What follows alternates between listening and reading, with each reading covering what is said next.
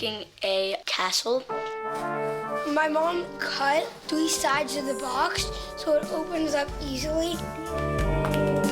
This is the basic structure of the castle. Why not make it so little stuffed animals can play in it? I think that's like 10 times more fun.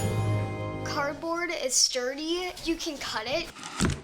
You can bend it into any size. So now we're gonna measure this. We gotta measure how long the distance is to put the right size in. So 18. I think it works. The floorboard is good. My side of the castle will have a snack shack. It actually looks like a hot dog, you can see. This is the snack shack. It's for getting snacks whenever you need it. I am making a movie theater for our fellow awesome animal friends. These little guys would like to watch some movies.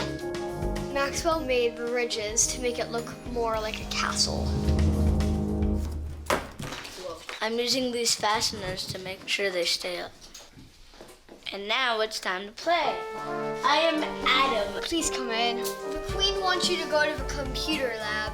It's art, it's engineering, it's math. It's fun and it's the best castle ever. It's like fun to do with your friends.